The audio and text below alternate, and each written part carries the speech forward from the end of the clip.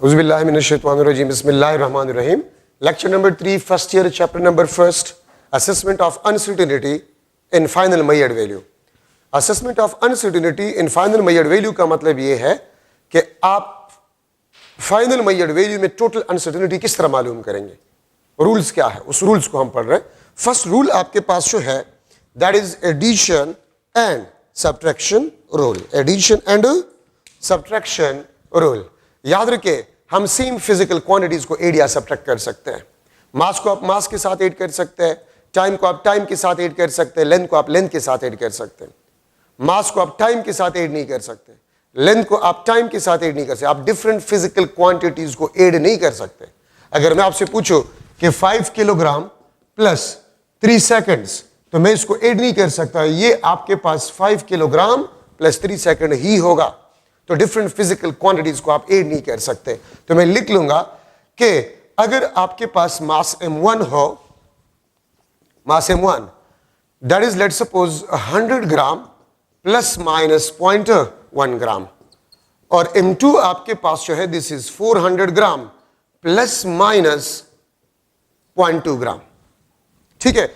अगर मैं मालूम करना चाहूं कि टोटल मास क्या होगा, which is the sum of masses m1 and m2, तो 100 प्लस 400 ये आपके पास 500 होगा. 0.2 प्लस 0.3 ग्राम आपके पास होगा. और अगर मैं आपसे पूछूं कि delta m which is equal to m2 minus m1, तो 400 minus 100 300 gram plus minus 0.3 gram. तो इस एग्जाम्पल से आपको ये मिल गया कि याद रखिए, अगर आप फिजिकल क्वांटिटीज को ऐड कर रहे हैं या सब्ट्रैक्ट कर रहे हैं, तो अनसर्टेनिटीज आप हमेशा क्या करेंगे, ऐड करेंगे. आप देखिए, इसमें भी अनसर्टेनिटी एडिशन भी अनसर्टेनिटी 0.3 ग्राम और इसमें भी 0.3 ग्राम. तो एडिशन और सब्ट्रैक्शन रूल्स में आप अनसर्टेनिटी को ऐड करेंगे to get the uncertainty in a final Maillard value. ठीक है, आप अनसर्टेनिटी को ऐड करेंगे to get the final Maillard value. तो एडिशन और सब्ट्रैक्शन में आप अनसर्टेनिटी को ऐड करेंगे. ठीक है, तो रूल के मुताबिक से. ठीक है. अच्छा, आपके पास मल्टीप्लिकेशन सेकंड रूल है, multiplication and division rule. Multiplication and division rule.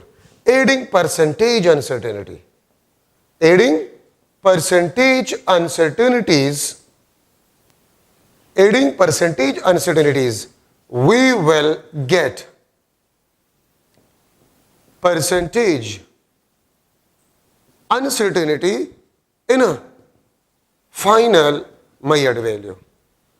अगर आपके पास एक फार्मूले में प्रोडक्ट या डिवीजन हो, ठीक है, तो आप Maillard वैल्यूज को मल्टीप्लाई करें या डिवाइड करें, लेकिन अनसर्टेनिटीज के साथ आप क्या करेंगे, आप परसेंटेज अनसर्टेनिटी को मालूम करेंगे. और जब आप परसेंटेज अनसर्टेनिटी को मालूम करके ऐड करेंगे, तो आपके पास फाइनल Maillard वैल्यू में परसेंटेज अनसर्टेनिटी आपके पास आ जाएगा. ठीक है. एक बात स्टार्ट में मैंने नहीं कहा, तो आप यहां पर सुने. अगर फार्मूले में एडिशन हो तो Maillard वैल्यूज को ऐड करें. अगर फार्मूले में सब्ट्रैक्शन हो तो Maillard वैल्यूज को सब्ट्रैक्ट करें. अगर फार्मूले में प्रोडक्ट हो तो Maillard वैल्यूज को मल्टीप्लाई करें. अगर फार्मूले में डिवीजन हो तो Maillard वैल्यूज को डिवाइड करें. अगर फार्मूले में किसी पैरामीटर पे पावर हो तो आप Maillard वैल्यू का पावर निकाल लें. ठीक है. लेकिन अनसर्टेनिटीज को आप हमेशा क्या करेंगे, आप ऐड करेंगे. ठीक है. तो प्रोडक्ट और डिवीजन या मल्टीप्लिकेशन एंड डिवीजन रूल में हम परसेंटेज अनसर्टेनिटी को ऐड करेंगे, तो हमारे पास फाइनल Maillard वैल्यू में परसेंटेज अनसर्टेनिटी आपके पास आ जाएगा. ठीक है. अब यहां पर अगर मैं लू, यहां पर आपके पास है आई लेट सपोज आपके पास है 1 एम्पेयर प्लस माइनस 0.1 एम्पेयर. ठीक है. रेजिस्टेंस आपके पास है 100 ओहम और इसमें आपके पास 1 ओहम अनसर्टेनिटी है. और मैं अगर आपसे पूछूं कि वोल्टेज क्या होगा, what will be a voltage, तो ओहम्स लॉ के मुताबिक से V आपके पास है this is equal to IR. V is equal to IR. अब फार्मूले में आपके पास प्रोडक्ट है, फार्मूले में आपके पास क्या है, प्रोडक्ट है. तो हम मेजर्ड वैल्यू को मल्टीप्लाई करेंगे। ठीक है, मेजर्ड वैल्यू को हम मल्टीप्लाई करेंगे तो 100 multiply bye 1, 100 volt, plus minus. अब यहां पर अनसर्टेनिटी आपके पास क्या होगा, तो आप करंट में परसेंटेज अनसर्टेनिटी मालूम करें तो 0.1 डिवाइड बाय 1, इसमें आपके पास 10% परसेंटेज अनसर्टेनिटी आ जाएगा। अगर आप इसमें परसेंटेज अनसर्टेनिटी रेजिस्टेंस में मालूम करें, ये 1% आ जाएगा, तो इसमें आपके पास 11% परसेंटेज अनसर्टेनिटी आ गया। ठीक है, आप करंट में परसेंटेज अनसर्टेनिटी मालूम करें, रेजिस्टेंस में परसेंटेज अनसर्टेनिटी मालूम करें, ठीक है, और उसको आप ऐड कर जाए तो आपके पास वोल्टेज में परसेंटेज अनसर्टेनिटी आ जाएगा। और इसको मैं इस तरह भी लिख सकता हूं, 100 volt plus 11 divide by 100 multiply by 100 volt, तो ये आपके पास कैंसल, और 100 वोल्ट में 11 वोल्ट आपके पास अनसर्टेनिटी है। ठीक है, तो परसेंटेज अनसर्टेनिटी को आप फाइनल मेजर्ड वैल्यू के साथ मल्टीप्लाई करें तो आपके पास uncertainty in final measured value आ जाएगा। ठीक है, मैं यहां पर लिख लूंगा, uncertainty in final measured value is equal to percentage uncertainty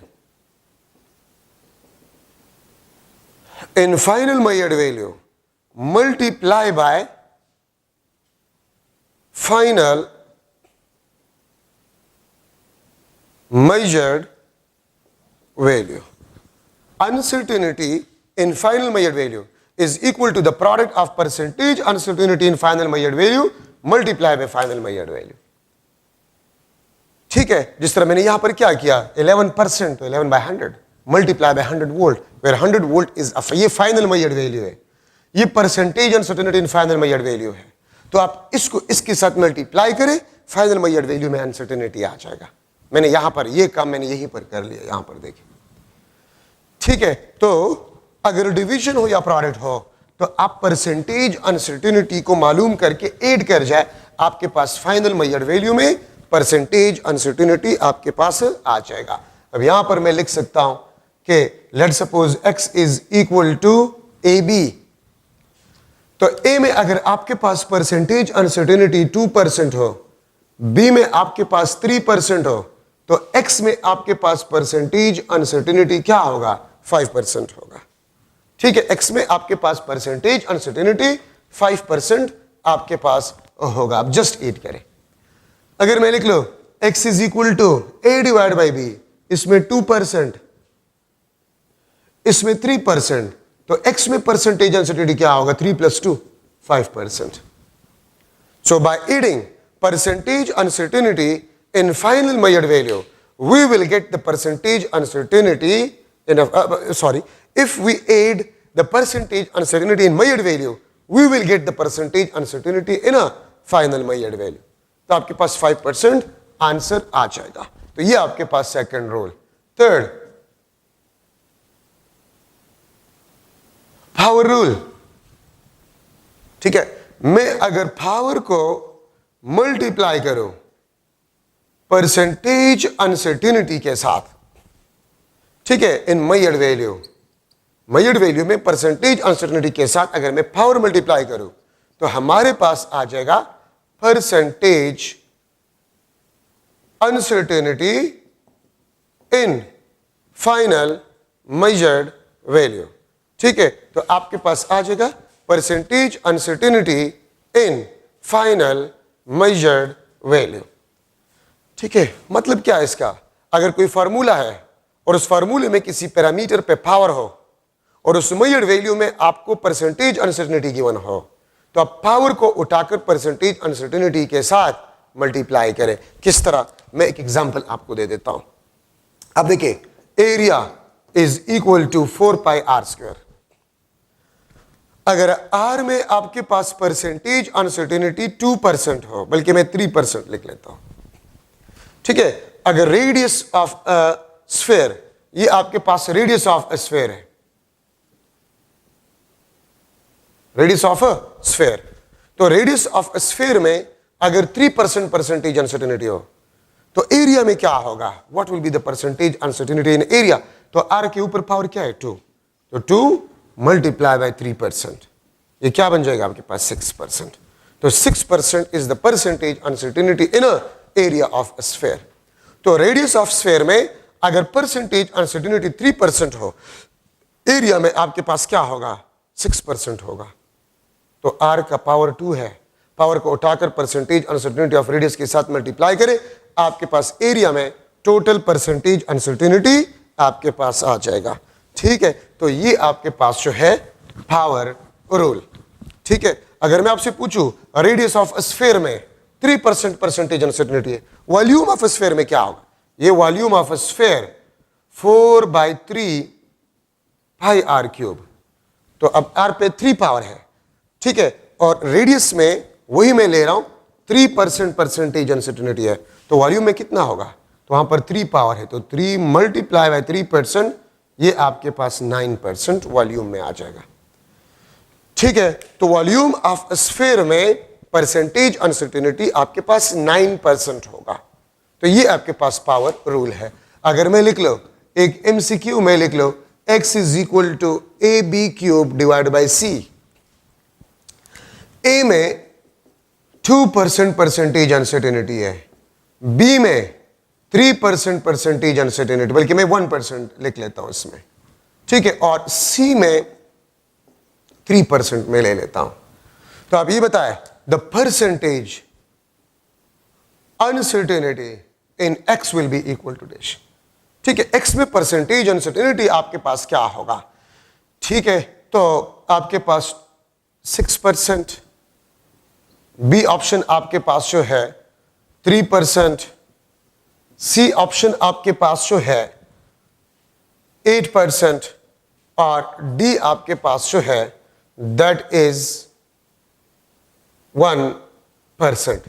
तो आंसर आपके पास क्या? ये देखिए, ए में 2% है, तो 2% प्लस बी में कितने 1, लेकिन बी का पावर क्या है 3, तो 3 मल्टीप्लाई बाय 1% प्लस 3%। इसको ऐड करें तो 3 + 3 6, 6 + 2 8% आपके पास परसेंटेज अनसर्टेनिटी है। ठीक है, इस x में से। दूसरा क्वेश्चन में आपसे यह भी पूछ सकता हूं एमसीक्यू कि what will be percentage uncertainty in density of cube where percentage uncertainty in length is 2% and in mass 4%। ठीक है, आप थोड़ा सा इस क्वेश्चन को देख लें। क्वेश्चन आपसे ये पूछ रहा है what will be the percentage uncertainty in density of cube where percentage uncertainty in length is 2% and in mass is 4%। तो मैं ए ऑप्शन लिख लेता हूं। ठीक है, ए ऑप्शन में लिख लेता हूं। डेंसिटी में आपसे यस, डेंसिटी में हमसे पूछा गया है। ठीक है, तो आपके पास बन जाता है A option 6%, B option 10%, C option आपके पास 12%, डी ऑप्शन आपके पास जो है दैट इज 8%। ठीक है, तो आप फर्स्ट ऑफ ऑल देखिए बॉडी क्या है, क्यूब है, तो क्यूब का जो डेंसिटी आपके पास होते हैं मास पर यूनिट वॉल्यूम। डेंसिटी का फार्मूला क्या होता है? मास पर यूनिट वॉल्यूम।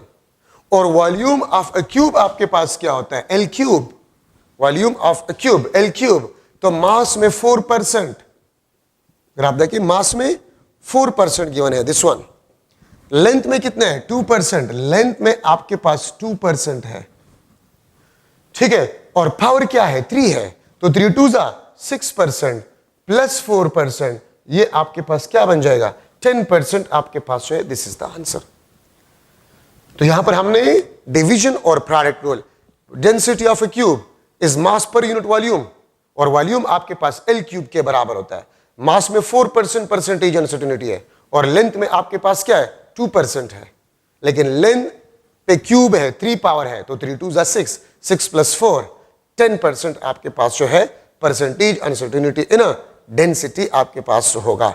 ठीक है, यहां पर अगर मैं देखिए आपको कंफ्यूज किया जा सकता है, मास में भी परसेंटेज अनसर्टेनिटी गिवन है, लेंथ में भी गिवन है।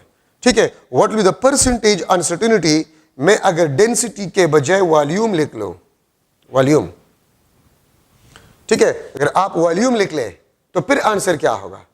तो देखिए ये मास फिर फजूल है, इसको आपने इस्तेमाल नहीं करना है।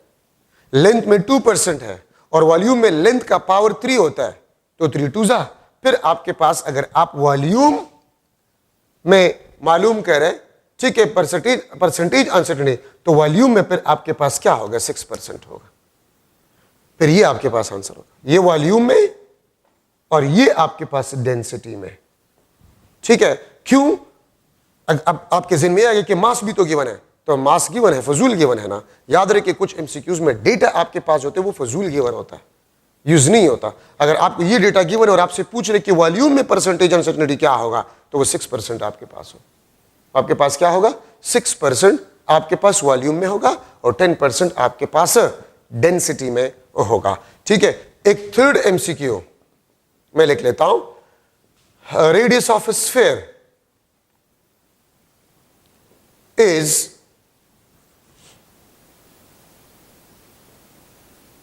.25 सेंटीमीटर। ठीक है, radius of a sphere is 0.25 centimetre. Percentage uncertainty, percentage uncertainty in mass of sphere is 2%, is a 2%। Then मैं आपसे कितने क्वेश्चन कर सकता हूं? First question, percentage uncertainty in radius, ये एक क्वेश्चन। Then percentage uncertainty in radius. Second question, percentage uncertainty in area. Third question, percentage uncertainty in volume. Fourth question, percentage uncertainty in density of sphere. ठीक है, ये आपके पास एक और MCQs, third number MCQ है आपके पास। This is MCQ number third number MCQ है। रेडियस ऑफ स्फीयर आपको दिया गया है। ठीक है, radius of sphere is 0.25 centimetre.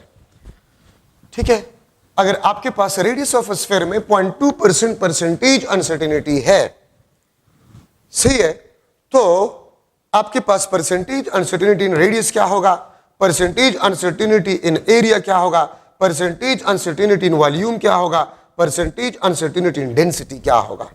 ठीक है, तो 4 क्वेश्चंस है, 1 2 3 4, 4 क्वेश्चंस आपसे पूछे जा सकते हैं। ठीक है, तो देखिए अब यहां पर एक कंफ्यूजन है, और वो कंफ्यूजन क्या है? अगर आप लोग देखें तो रेडियस में तो 0.25 सेंटीमीटर गिवन है, और मुझे तो रेडियस में अनसर्टेनिटी और एरर गिवन नहीं है, तो मैं क्या करूंगा? क्योंकि परसेंटेज अनसर्टेनिटी के लिए, परसेंटेज अनसर्टेनिटी इन रेडियस, इसके लिए तो जरूरी है अनसर्टेनिटी या error divide by measured value multiply by 100%, multiply by 100%। Percentage uncertainty in radius, this is equal to uncertainty divide by measured value multiply by 100%।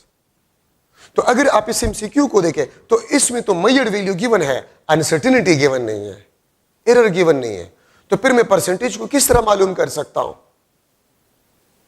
तो याद रखिए, अगर आपको एरर गिवन नहीं है, आपको अनसर्टेनिटी गिवन नहीं है, तो फिर आप गिवन डेटा से अंदाजा लगाएंगे कि कौन सा डिवाइस इस्तेमाल हुआ है।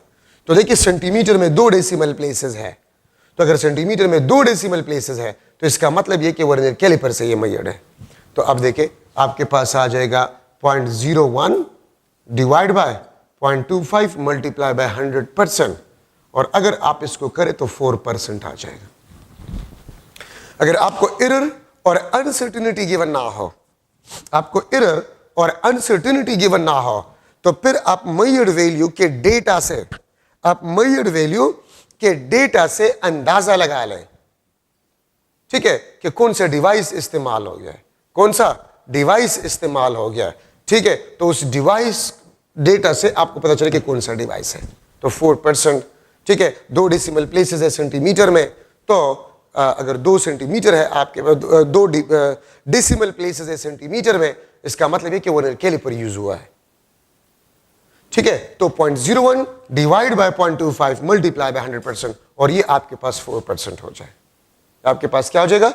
4% आपके पास आंसर हो जाएगा। अच्छा, तो रेडियस का आंसर, फर्स्ट क्वेश्चन रेडियस, ठीक है, रेडियस में 4% है। Area of sphere 4 pi r square, तो आर पे 2 है, 2 4 जा 8।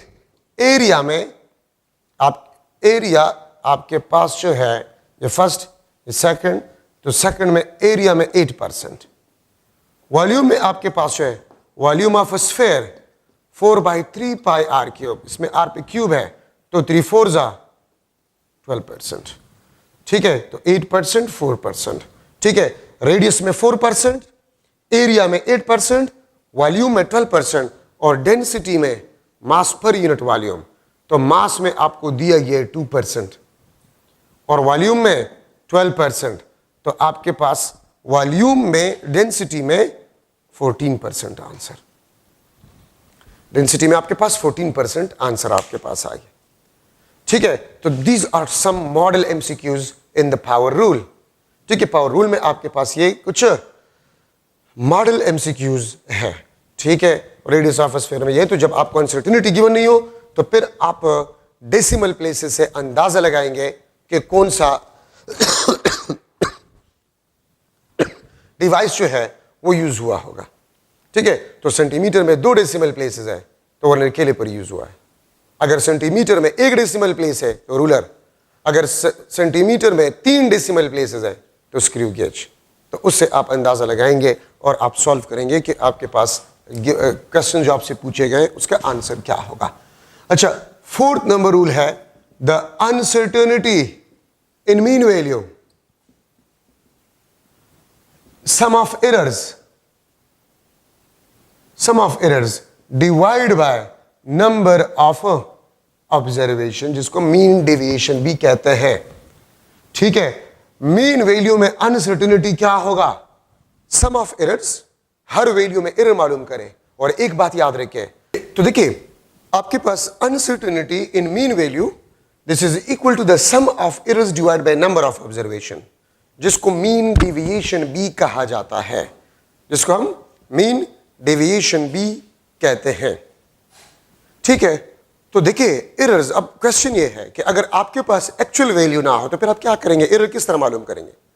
तो याद रखिए, फिर मीन वैल्यू को कंसिडर किया जाता है as actual value. Mean value को कंसिडर किया जाता है एज एक्चुअल वैल्यू, ठीक है। और मीन वैल्यू आप किस तरह निकालते हैं? The sum of measured value divide by number of observation, इसको मीन वैल्यू कहते हैं। और एग्जैक्टली इसी तरह sum of errors divide by number of observation, इसको मीन डेविएशन कहते हैं। तो मीन वैल्यू में एरर इस तरह मालूम किया जाता है। बाकी इसमें कोई खास एमसीक्यू पॉइंट नहीं है, बस सिर्फ ये बात याद रखें कि sum of errors divide by number of observations, ठीक है। मीन डेविएशन, ये मीन वैल्यू में आपके पास जो है एरर होगा। अच्छा, the last rule, 5th rule आपके पास जो है the uncertainty in timing experiment, the uncertainty in timing experiment, ठीक है। टाइमिंग एक्सपेरिमेंट में आपने अनसर्टेनिटी को किस तरह मालूम करना होगा? तो आपका बुक लिखता है the uncertainty divide by number of observation, ठीक है, नंबर ऑफ ऑब्जर्वेशन, ठीक है। तो नंबर ऑफ वाइब्रेशन यहां पर लिखा गया है, नंबर ऑफ वाइब्रेशंस, ठीक है। ये आपको टाइमिंग एक्सपेरिमेंट में अनसर्टेनिटी के बारे में बताता है। अब इसको समझने के लिए एक एग्जांपल लेते हैं। लेट्स सपोज सिंपल पेंडुलम है और इसके 100 नंबर ऑफ वाइब्रेशन, मैं इसको लिख लेता हूं, this is the number of vibrations, 100 number of vibrations है, ठीक है। और हम एक stop watch, least count of stop watch, least count of stop watch हम 1 सेकंड ले रहे हैं। ठीक है, आपके पास हम एक स्टॉप वॉच इस्तेमाल करें और उस स्टॉप वॉच का जो लीस्ट काउंट है वो 1 सेकंड है और 100 नंबर ऑफ वाइब्रेशन के टाइम ड्यूरेशन को हम मालूम करना चाहते हैं। ठीक है, और लेट हमारे पास सिंपल पेंडुलम के 100 नंबर ऑफ वाइब्रेशन का टाइम ड्यूरेशन हम मालूम करें तो ये आपके पास लेट सपोज 100 सेकंड आया, मैंने अपने आप से वैल्यू लिख लिया है। ठीक है, और मैंने स्टॉप वॉच को एक दफा इस्तेमाल किया तो 1 सेकंड आपके पास अनसर्टिनिटी होगा इन ए टोटल टाइम। मैंने स्टॉप वॉच इस्तेमाल किया जिसका लिस्ट काउंट 1 सेकंड था, 100 नंबर ऑफ वाइब्रेशन का टाइम ड्यूरेशन मैंने मेजर किया और स्टॉप वॉच से आया 100 नंबर ऑफ वाइब्रेशन का टाइम आया 100 second plus minus 1 second. This 1 second is the uncertainty in a total time 100 second. ठीक है, अब अगर मैं आपसे पूछूं कि टाइम पीरियड, ठीक है, टाइम पीरियड आपके पास क्या होगा, तो टाइम पीरियड का फार्मूला ये है कि आप क्या करें, टोटल टाइम को नंबर ऑफ वाइब्रेशन पे डिवाइड करें। टोटल टाइम को नंबर ऑफ वाइब्रेशन पे डिवाइड करें। तो अगर आपने टोटल टाइम को नंबर ऑफ वाइब्रेशन पे डिवाइड किया तो आप अनसर्टेनिटी को भी नंबर ऑफ वाइब्रेशन पे डिवाइड करें। ठीक है, आप क्या करें, आप लोग अगर टोटल टाइम को नंबर ऑफ वाइब्रेशन पे डिवाइड करें तो उस टोटल टाइम में अनसर्टेनिटी को भी आप नंबर ऑफ वाइब्रेशन पे डिवाइड करें तो आपके पास टाइम पीरियड आ जाएगा। तो देखिए ये रूल हमें क्या सिखा रहा है, तो गौर से आप लोग सुने, ये रूल हमें ये सिखा रहा है कि आपने एक वैल्यू मेजर किया विद अनसर्टेनिटी। जरूरी नहीं कि आपके पास वाइब्रेशन या सिंपल पेंडुलम या मास कोई और वैल्यू भी आपको दिया जा सकता है विद अनसर्टेनिटी। आपने एक वैल्यू मेजर किया विद अनसर्टेनिटी, अब इस वैल्यू से आप एक दूसरा वैल्यू निकालना चाहते हैं by dividing some number, by dividing some number, तो अनसर्टेनिटी को भी उसी नंबर पे डिवाइड करो। अगर आप इस मेजर्ड वैल्यू से कोई दूसरा वैल्यू निकालना चाहते हैं बाय डिवाइडिंग सम नंबर, तो अनसर्टेनिटी को भी उसी नंबर पे डिवाइड करो। यहां पर अगर आप एक मेजर्ड वैल्यू से कोई दूसरा वैल्यू निकालना चाहते हैं बाय मल्टीप्लाइंग नंबर, तो अनसर्टेनिटी को भी उसी नंबर से मल्टीप्लाई करें। तो अगर आपने मेजर्ड वैल्यू को डिवाइड किया किसी नंबर से तो अनसर्टेनिटी को भी उसी नंबर से डिवाइड करें। अगर आपने एक मेजर्ड वैल्यू को मल्टीप्लाई किया किसी नंबर के साथ तो अनसर्टेनिटी को भी उसी नंबर के साथ मल्टीप्लाई करें। ये रूल आपको ये सिखा रहा है बेसिकली। ठीक है, तो मैं यहां पर टाइम पीरियड को अगर लिख लो तो 100 divide by 100 1 second plus minus 0.01 second. तो देखिए 1 सेकंड में 100 सेकंड में 1 सेकंड अनसर्टेनिटी है। ठीक है, तो जो कि 100 नंबर ऑफ वाइब्रेशन का टाइम ड्यूरेशन है, तो एक वाइब्रेशन के टाइम ड्यूरेशन में अनसर्टेनिटी क्या होगा, तो 1 वाइब्रेशन का टाइम ड्यूरेशन 1 सेकंड है और उसमें अनसर्टेनिटी 0.01 सेकंड है। ठीक है, अब अगर मैं आप लोगों से पूछ लूं कि यार 10 वाइब्रेशन में अनसर्टेनिटी क्या होगा, अगर मैं लिख लो कि the time of 100 vibration, sorry 10 vibration मैं ले लेता हूं। ठीक है, the time of 10 vibrations, the time of 10 vibration, तो आप क्या करेंगे, आप 10 मल्टीप्लाई करें इस साइड पे भी और इस साइड पे भी, 10 multiply by 1 second plus minus 10 multiply by 0.01 second. ठीक है, मैंने आपको स्टार्ट में बताया कि आपको जो तरीका सिखाया जा रहा है कि आपने एक वैल्यू मेजर किया, आप उससे कोई दूसरा वैल्यू आप निकालना चाहते हैं बाय मल्टीप्लाइंग अ नंबर। ठीक है, तो आप दोनों साइड पे नंबर को मल्टीप्लाई करें। ये 10 टाइम का 10t का आपके पास 10 सेकंड टाइम आ जाएगा और 0.1 सेकंड आपके पास अनसर्टेनिटी आ जाएगा। ठीक है, तो अगर आप एक नंबर मल्टीप्लाई करें टाइम के साथ तो उसमें अनसर्टेनिटी जो था उसके साथ भी आप वही नंबर मल्टीप्लाई करें। ठीक है, अगर आप कोई नंबर डिवाइड कर रहे हैं, मेजर्ड वैल्यू को नंबर पे डिवाइड करें, तो उसमें अनसर्टेनिटी को भी आप नंबर पे डिवाइड करेंगे। ठीक है, और यहां पर एक बात याद रखें कि आपके पास जो परसेंटेज अनसर्टेनिटी है इन टाइम पीरियड, जो कि 1 वाइब्रेशन का time, this is equal to the percentage uncertainty in n number of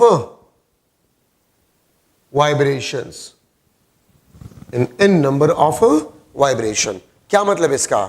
जो परसेंटेज अनसर्टेनिटी टाइम पीरियड में होगा, वन वाइब्रेशन के टाइम में होगा, वही परसेंटेज अनसर्टेनिटी n वाइब्रेशन के टाइम ड्यूरेशन में भी होगा। मतलब 10 में, अब अगर आप देखें, मैं अगर इसमें परसेंटेज अनसर्टेनिटी मालूम करूं, परसेंटेज अनसर्टेनिटी मालूम करूं, तो 0.01 डिवाइड बाय 1, ठीक है, ये आपके पास 1% आ जाएगा। और अगर आप 100 वाइब्रेशन के टाइम ड्यूरेशन में परसेंटेज अनसर्टेनिटी मालूम करें, ये भी आपको 1% देगा। अगर आप 10 वाइब्रेशन का टाइम ड्यूरेशन में परसेंटेज अनसर्टेनिटी मालूम करें, ये आपको 1% देगा। So the percentage uncertainty in time period is equal to the percentage uncertainty in n number of vibration, in n number of vibration।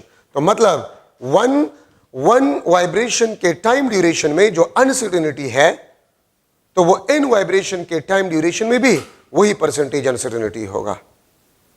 ठीक है, आपने देख लिया, इसमें भी 1% परसेंटेज अनसर्टेनिटी, 100 वाइब्रेशन के टाइम ड्यूरेशन में भी 1% परसेंटेज अनसर्टेनिटी, और 10 वाइब्रेशन के टाइम ड्यूरेशन में भी आपके पास परसेंटेज अनसर्टेनिटी 1% आपके पास होगा।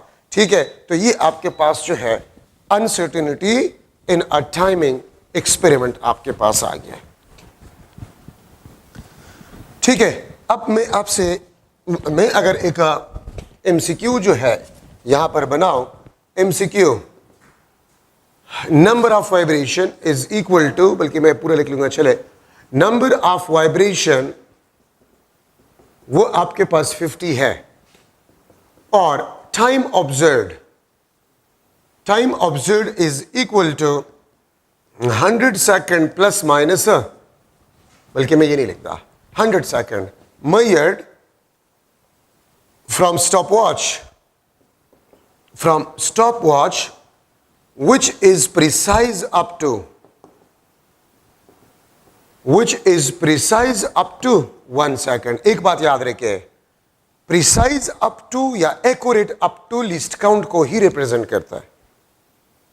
प्रिसाइज अप टू या एक्यूरेट अप टू, ये लिस्ट काउंट को रिप्रेजेंट करता है। which is precise up to 1 second, then मैं आपसे देखिए कितनी क्वेश्चन कर सकता हूं। Number first, uncertainty in time will be equal to dash। second question, uncertainty in time period will be equal to dash। ठीक है, uncertainty, बल्कि चले, uncertainty in time of 10 vibrations, 10 vibration में अनसर्टेनिटी क्या होगा।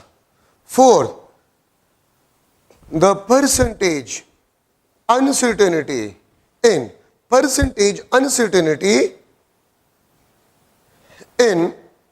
टाइम पीरियड में आपके पास percentage uncertainty क्या होगा। ये मुख्तलिफ क्वेश्चंस में आपसे पूछ सकता हूं। ठीक है, तो आप देखिए, पहला क्वेश्चन मैंने आपसे क्या किया है, अनसर्टेनिटी इन टाइम। तो देखिए, आपका स्टॉप वॉच जो है which is precise up to 1 second, तो आपके पास ये क्या बन जाएगा, uncertainty in time is 1 second.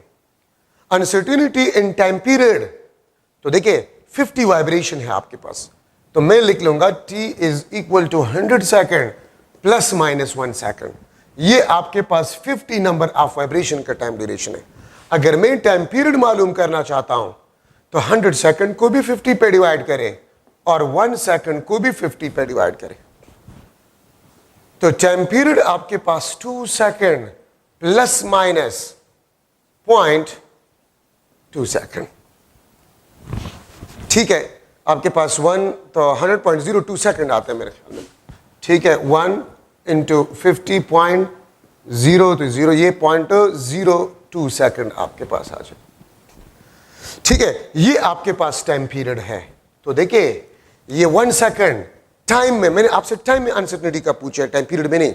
1 second uncertainty, time period में मैं अगर आपसे अनसर्टेनिटी का पूछूं टाइम पीरियड में, तो वो 0.02 सेकेंड है, वो 0.02 सेकेंड है टाइम पीरियड में। 10 वाइब्रेशन, तो आप 10 को टाइम पीरियड में अनसर्टेनिटी के साथ मल्टीप्लाई करें। ठीक है, तो ये आपके पास बन जाएगा 10 मल्टीप्लाई बाय 0.02। अगर आप इसको मल्टीप्लाई करें तो आपके पास 10 वाइब्रेशन। अगर 20 वाइब्रेशन हो 20 मल्टीप्लाई बाय 0.02 सेकेंड। अगर 5 वाइब्रेशन हो 5 मल्टीप्लाई बाय 0.02 सेकेंड। ठीक है, ये आपके पास 10 वाइब्रेशन में अनसर्टेनिटी आपके पास आ गया है। परसेंटेज अनसर्टेनिटी, तो आप या तो टाइम पीरियड में परसेंटेज अनसर्टेनिटी मालूम करें या आप उसमें मालूम करें। ठीक है, तो ये आपको बता रहे कि 1% टाइम में भी परसेंटेज अनसर्टेनिटी होगा और 1% आपके पास टाइम पीरियड में भी परसेंटेज अनसर्टेनिटी आपके पास होगा। ठीक है, तो ये आपके पास जो है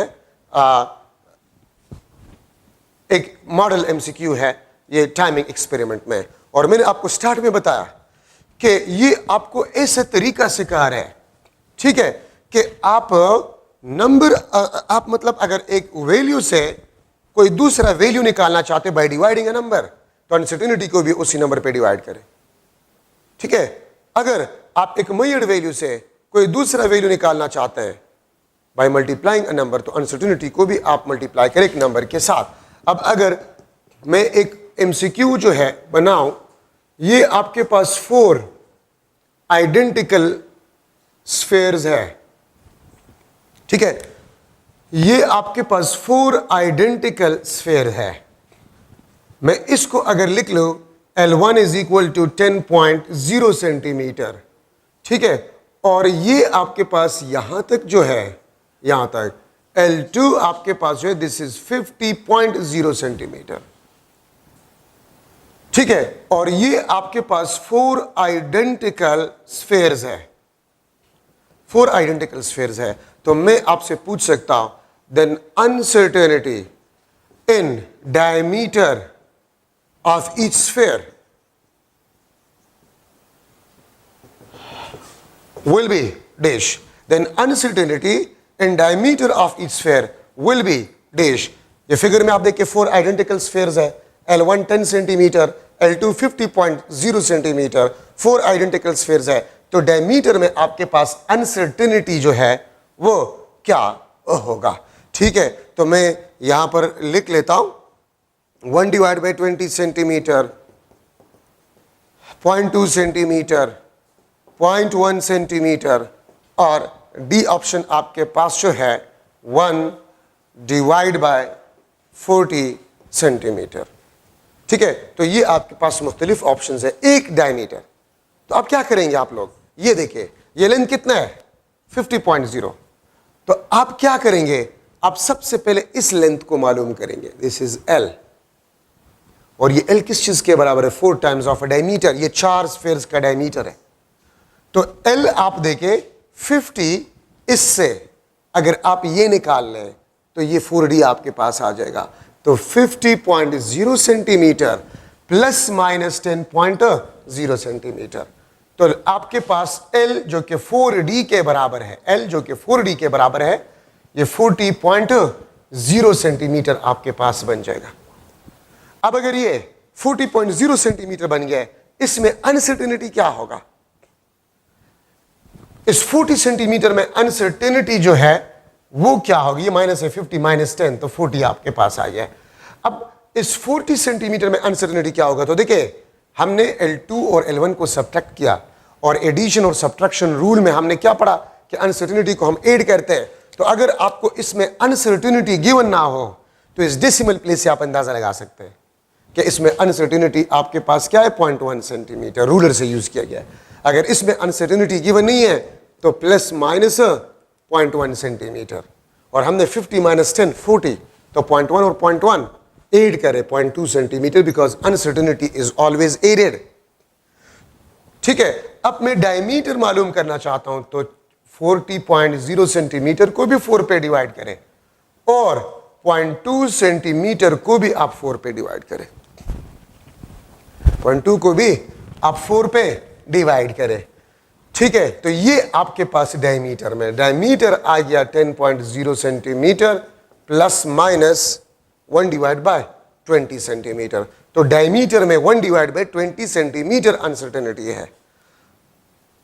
और अगर मैं आपसे ये पूछूं कि रेडियस में अनसर्टेनिटी क्या होगा, रेडियस में, तो इसको फर्दर हाफ करें, क्योंकि डायमीटर आपके पास किस रेडियस आपके पास किस चीज के बराबर होता है, d/2, तो ±1 डिवाइड बाय 20 सेंटीमीटर, ठीक है, डिवाइड बाय 2, ठीक है, ये आपके पास रेडियस में अनसर्टेनिटी आ जाएगा। तो देखिए अब ये तो वाइब्रेशन वाली बात नहीं है, मैंने कहा ये L2 है, ये L1 है। मैंने आपसे क्वेश्चन पूछा कि ईच स्फीयर के डायमीटर में अनसर्टेनिटी क्या होगा, ठीक है, तो आप इस लेंथ से इसको सब्ट्रैक्ट करेंगे, आपके पास ये आ जाएगा 4D, ठीक है, और पे 4 पे डिवाइड करें तो आपके पास डायमीटर आ जाएगा। और अनसर्टेनिटी किस तरह कैलकुलेट किया जाता है वो मैंने कैलकुलेट कर लिया, ठीक है। तो मैं लास्ट में फिर यही बात आपको बता रहा हूं कि टाइमिंग एक्सपेरिमेंट आपको ये बता रहा है कि अगर आप एक मेजर्ड वैल्यू से कोई दूसरा वैल्यू निकाल रहे हैं बाय डिवाइडिंग सम नंबर, तो अनसर्टेनिटी को भी उसी नंबर पे डिवाइड करो। अगर आप एक नंबर को मल्टीप्लाई करें तो अनसर्टेनिटी को भी नंबर से मल्टीप्लाई करें। ये आपको बेसिकली ये रूल सिखा रहा है, ठीक है। तो ये आपके पास एक मॉडल एमसीक्यू जो कि टाइमिंग एक्सपेरिमेंट पे ही बना हुआ है। सो ये आपके पास assessment of uncertainty in final measured value. आप एमसीक्यूज ट्राई करें, इंशाल्लाह आपको कोई प्रॉब्लम नहीं होगा, ठीक है। अच्छा, अब यहां पर हम स्टार्ट करें प्रिसीजन। प्रिसीजन का मतलब होता है द कंसिस्टेंसी और क्लोजनेस बिटवीन मेजर्ड वैल्यूज, ठीक है। और हम लिख सकते हैं the magnitude of error in measured value. The magnitude of error in measured value, इसको भी हम प्रिसीजन कहते हैं। कंसिस्टेंसी या क्लोजनेस, यहां पर मैं लिख लेता हूं आसानी के लिए, ऐसा कोई रिलेशन नहीं है लेकिन स्टूडेंट्स के आसानी के लिए मैं लिख रहा हूं। Precision is inversely proportional to the least count of a device, to the least count of a device. Precision is inversely proportional to the least count of a device. अगर लीस्ट काउंट कम है precision ज्यादा होगा। अब मेरे पास ruler है, vernier calliper है, स्क्रू गेज है, तो इसमें प्रिसीजन कौन किसका ज्यादा होगा? स्क्रू गेज का प्रिसीजन ज्यादा है। और अगर ruler, vernier calliper, screw gauge और माइकलसन इंटरफेरोमीटर, तो माइकलसन इंटरफेरोमीटर का प्रिसीजन सबसे ज्यादा है क्योंकि वो विजिबल लाइट के वेवलेंथ को भी मेजर कर सकता है। तो magnitude of error and the consistency और क्लोजनेस बिटवीन मेजर्ड वैल्यू, ठीक है। Precision is inversely proportional to the least count. तो अगर आपको मुख्तलिफ डिवाइसेस गिवन है, कौन सा ज्यादा प्रिसाइज है? जिसका लिस्ट काउंट कम होगा। और एक और important relation, precision is directly proportional to the number of decimal places. आप देखें ना, 0.1 centimetre, 0.01 centimetre, 0.001 centimetre. So this is more precise, this is a more precise. ये आपके पास लेस प्रिसाइज है, ठीक है। तो मेजर्ड वैल्यूज में आप देखेंगे कि जितने करीब होंगे मेजर्ड वैल्यूज, उसका प्रिसीजन उतना ही ज्यादा होगा। अगर मैं लूं ए ऑब्जर्वेशन 5.2 सेंटीमीटर, 6.1 सेंटीमीटर, ठीक है, 4.8 सेंटीमीटर। दूसरे ऑब्जर्वेशन है बी 6.2 सेंटीमीटर, 6.1 सेंटीमीटर, 6.3 सेंटीमीटर। तो आप अगर डिफरेंस निकालें, लेकिन इसमें डिफरेंस ज्यादा है, इन वैल्यूज में डिफरेंस ज्यादा है, लेस प्रिसाइज। इसमें डिफरेंस कम है, मोर प्रिसाइज, मोर प्रिसाइज आपके पास है। तो कंसिस्टेंसी को हम देखते हैं, आप जो वैल्यूज एक दूसरे के ज्यादा करीब है, डिफरेंस उसमें कम है, कंसिस्टेंसी ज्यादा है, क्लोजनेस ज्यादा है, इसका मतलब प्रिसीजन ज्यादा है। तो जो वैल्यूज बहुत ज्यादा करीब हो, डिफरेंसेस कम हो, मोर प्रिसाइज, डिफरेंसेस ज्यादा हो, लेस प्रिसाइज, ठीक है। तो ये दो रिलेशन आपको बहुत कुछ बताएगा। अगर मैं लिख लो कि 5.1 सेंटीमीटर, 5.12 सेंटीमीटर, 5.13 सेंटीमीटर, ठीक है, इसमें आप मुझे बताएं 134 सेंटीमीटर, इसमें आप मुझे बताएं कौन सा ज्यादा प्रिसाइज है? तो इसमें 3 डेसिमल प्लेसेस है, इसमें 2 डेसिमल प्लेसेस में 1 डेसिमल प्लेसेस है। सो दिस इज मोर प्रिसाइज।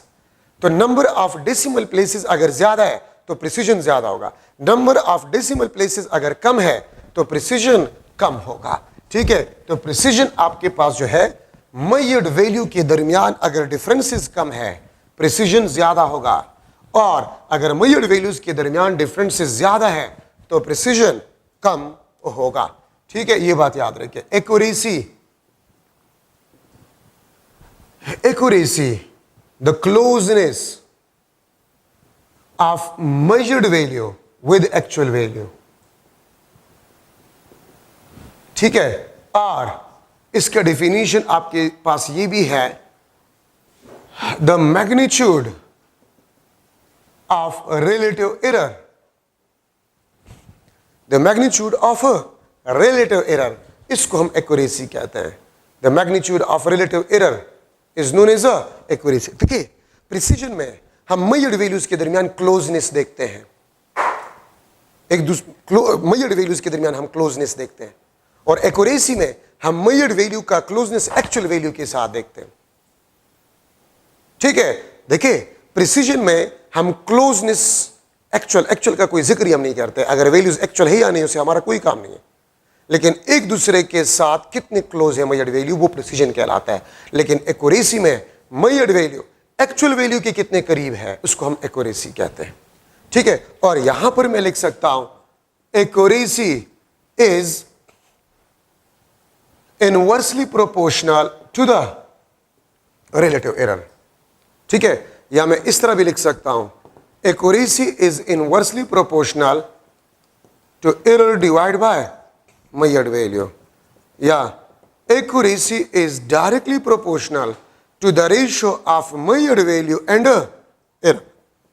तो यहां पर मैं लिख सकता हूं this is directly proportional to the measured value, और मेजर्ड वैल्यू मैग्नीट्यूड होता है ना, तो accuracy is directly proportional to the magnitude. ठीक है, लेकिन इसके लिए if the error is kept constant. देखिए, अगर आप मुझसे पूछ ले कि रिलेटिव एरर का मतलब क्या होता है, तो रिलेटिव एरर का मतलब होता है the error in unit quantity measured. मैं स्टूडेंट्स को एक सिंपल मिसाल देता हूं कि क्लास में 100 स्टूडेंट्स हैं, क्लास में 100 स्टूडेंट्स हैं। ठीक है, और हर एक स्टूडेंट के पास जो पॉकेट मनी है, हर एक स्टूडेंट के पास जो पॉकेट मनी है, उसके पॉकेट मनी में एक एक रुपए की अनसर्टेनिटी है, तो पर स्टूडेंट अनसर्टेनिटी 1 रुपीज का है, और 100 स्टूडेंट्स है तो टोटल अनसर्टेनिटी कितना होगा? Total uncertainty 100 rupees. तो फ्रैक्शनल मींस पर स्टूडेंट अनसर्टेनिटी। फ्रैक्शनल या रिलेटिव अनसर्टेनिटी का मतलब क्या होता है? पर स्टूडेंट अनसर्टेनिटी। और टोटल अनसर्टेनिटी अगर आप ले रहे हैं वो सिर्फ हम अनसर्टेनिटी कहलाता है। तो accuracy is directly proportional to the magnitude if the error is kept constant. इसका मतलब क्या बनता है? इसका मतलब ये होता है इसका कि मैं रूलर से डिफरेंट लेंथ को मेजर कर रहा हूं, मैं रूलर से डिफरेंट लेंथ को मेजर कर रहा हूं। लेंथ ऑफ मार्कर, मैं इसी रूलर से मैं अपना हाइट मेजर कर लेता हूं, मैं इसी रूलर से इस व्हाइट बोर्ड का लेंथ मेजर कर लेता हूं। तो मैंने तो डिवाइस सिंगल डिवाइस इस्तेमाल किया ना, मैंने सिंगल डिवाइस इस्तेमाल किया तो प्रिसीजन तो सेम होगा। लेंथ ऑफ मार्कर, मेरा हाइट और इस व्हाइट बोर्ड का लेंथ, इसका प्रिसीजन सेम होगा, लेकिन एक्यूरेसी तो सेम नहीं है, एक्यूरेसी डिफरेंट होगा। अब मार्कर का लेंथ, मेरा हाइट और व्हाइट बोर्ड का लेंथ कौन सा ज्यादा है? व्हाइट बोर्ड का लेंथ ज्यादा है, उसका मैग्नीट्यूड ज्यादा होगा। तो अगर आप लोग, मैं एक इंपॉर्टेंट कंसेप्ट यहां पर लिख रहा हूं, important concept, using single device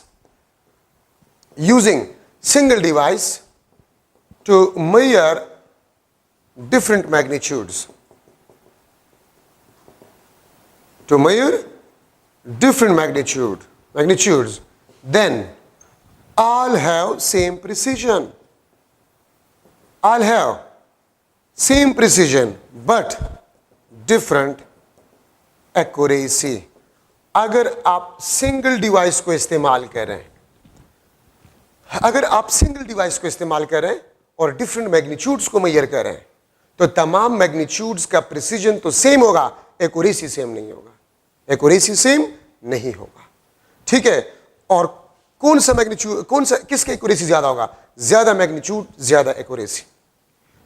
तो आप अगर सिंगल डिवाइस इस्तेमाल कर रहे हैं तो जिस क्वांटिटी का मैग्नीट्यूड ज्यादा है, it will be more accurate, it will be more accurate.